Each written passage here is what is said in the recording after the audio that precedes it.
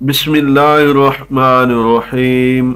अल्लाहुम्मा सल्ली अला मुहम्मदिन। तमाम सामीन व हाज़रीन को हमारी तरफ से अस्सलामु अलैकुम व रहमतुल्लाह।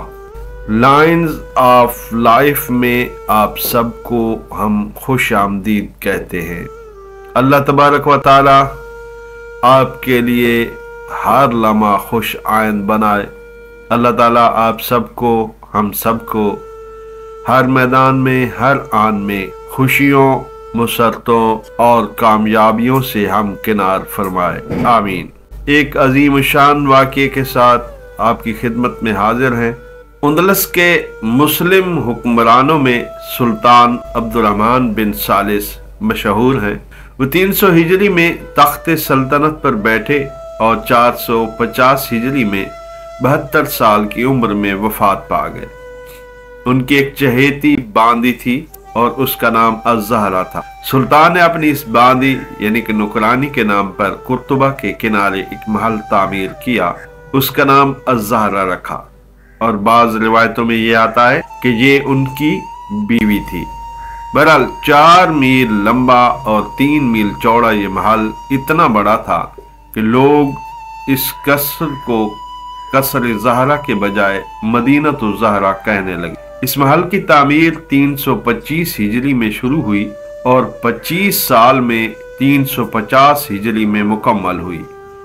इस महल के बनाने पर 10,000 मेमार, 4,000 ऊंट और खच्चर रोजाना काम करते थे। संगमरमर, आराइश और ज़िबाइश के दूसरे बहुत से कीमती साजो सामान फ्रांस, तुर्की, यूनान, शाम और अफ्रीका के मुल्कों के बादशाहों ने बतौर तोहफतन दिए थे।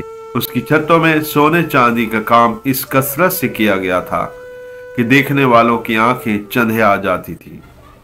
इस महल के निज़ाम और निगरानी के लिए 13,750 मुलाजिम मुकर्रर थे। इसके अलावा 13,382 गुलाम थे।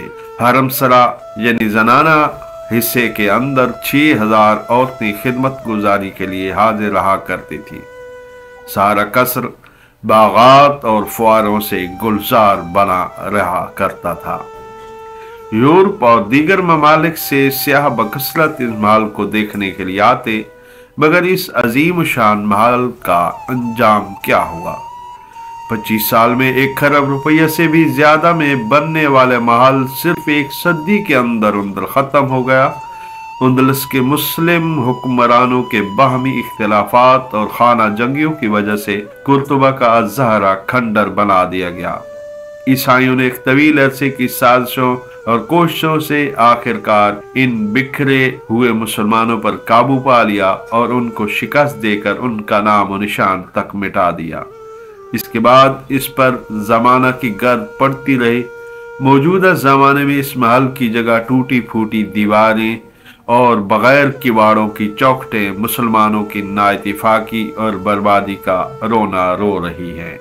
तो मुअज़्ज़िज़ सामीन इकराम, इस वाक़ये से अंदाज़ा होता है कि जहां मुसलमानों ने नाइतिफाकी की तो बर्बादी उनका मुकद्दर बनी। तो मुअज़्ज़िज़ सामीन इकराम, हम सब मुसलमानों को इत्तिफाक से, मोहब्बत, मुसव्वत, अख़ुवत और भाईचारे से रहना चाहिए, क्योंकि हमारे नबी सल्लल्लाहु अलैहि वसल्लम ने पहली फुर्सत में यही मोहब्बतें, यही चाहतें हम सब में तकसीम फरमाई।